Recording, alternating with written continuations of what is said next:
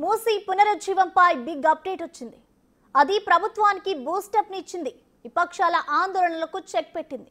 ఒక మంచి పని చేపడితే ఆటంకాలన్నీ ఎలా తొలగిపోతాయో తాజాగా హైకోర్టు తీర్పుతో చాలా ప్రశ్నలకు జవాబులొచ్చాయి. చాలా సమస్యలకు పరిష్కారం దొరికింది. ఇప్పుడు జస్ట్ వాటిని ఇంప్లిమెంట్ చేయడమే మిగిలింది. సుప్రీం మార్గదర్శకాల ప్రకారం నోటీసులు ఇవ్వడం, రివర్ బెడ్ లో ఆక్రమణను తొలగించడం, అనుకున్నట్లుగా మూసీ ప్రాజెక్ట్ చేయడం, ఇక మిగిలింది ఇదే.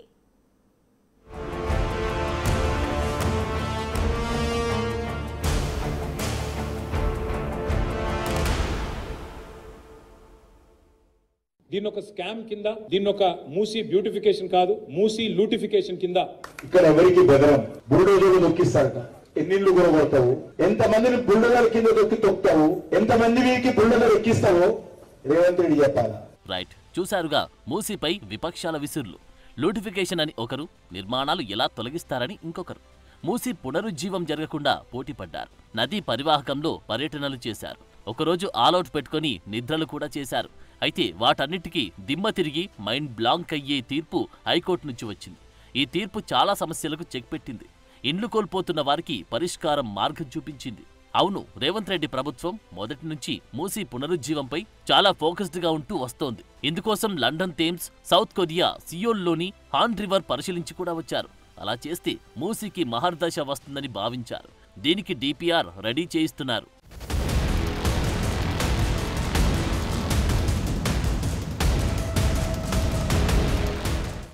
ఇంతలోనే ఏదో జరిగిపోతుంది అనుకుని అటు బీఆర్ఎస్, ఇటు బీజేపీ రంగంలోకి దిగాయి. మూసీలో నిర్మాణాలు ఎలా తొలగిస్తారంటూ పోరాటాలకు దిగారు.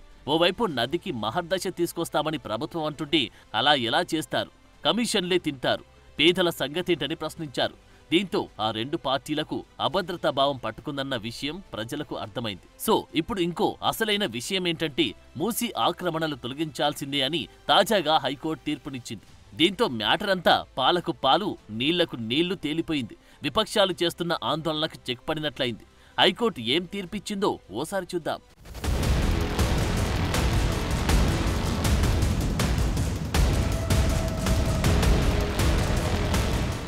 మూసీ పరిధిలోని ఎఫ్టీఎల్ బఫర్ జోన్లోని నిర్మాణాలు తొలగించేందుకు హైకోర్టు గ్రీన్ సిగ్నల్ ఇచ్చింది. చట్టవిరుద్ధంగా అనధికారికంగా ఉన్న ఇండ్లను ఖాళీ చేయించడం, అలాగే మురుగునీరు, కలుషిత నీరు చేరకుండా చర్యలు చేపట్టాలని హైకోర్టు ఆదేశించింది.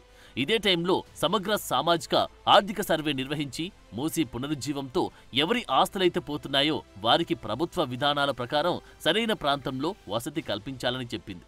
ఆక్రమణలో ఉన్న పట్టా భూములు, శిఖం భూములైతే వారికి సమాచారం ఇవ్వడం, లేదా ఆ భూ యజమానులకి నోటీసులు జారీ చేసి చట్టం ప్రకారం తగిన పరిహారం చెల్లించడం ద్వారా సేకరించాలని అధికారులను ఆదేశించింది. మూసీ పునరుజ్జీవంలో భాగంగా నివాసాలు ఖాళీ చేయించడం, కూల్చివేతలను సవాల్ చేస్తూ దాఖలైన 46 పిటిషన్లపై జస్టిస్ సివి భాస్కర్ రెడ్డి ధర్మాసనం విచారణ చేపట్టి తీర్పు వెలువరించింది. ఒకే అంశానికి సంబంధించిన పిటిషన్లు కావడంతో అన్నింటినీ పరిష్కరిస్తూ నివాసాలను ఖాళీ చేయించేందుకు, ఆక్రమణలు తొలగించేందుకు అధికారులు అనుసరించాల్సిన చర్యలపై కీలక మార్గదర్శకాలు జారీ చేసింది హైకోర్టు.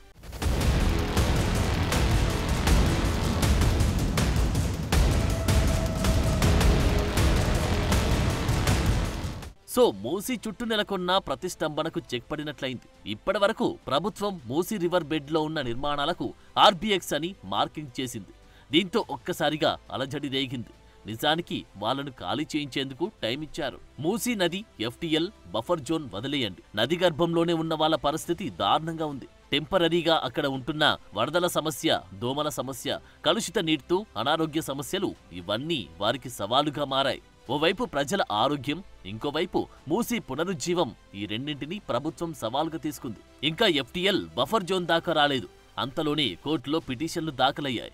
అయితే వాటన్నిటికీ పరిష్కారం చూపుతూ హైకోర్టు కీలక మార్గదర్శకాలు రిలీజ్ చేసింది.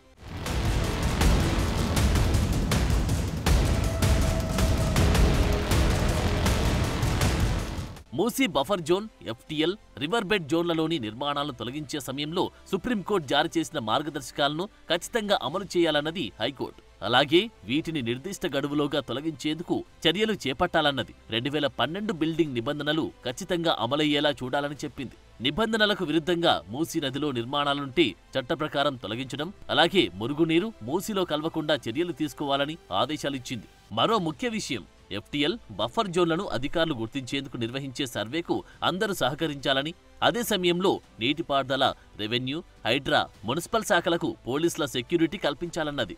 అంతేకాదు నదులు, నీటి వనరులు, సరస్సులు, చెరువులను ఆక్రమించుకున్న వారిపై ఇరిగేషన్ చట్టం, వాల్టా చట్టం కింద క్రిమినల్ చర్యలు చేపట్టాలని కూడా హైకోర్టు ఉత్తర్వులిచ్చింది.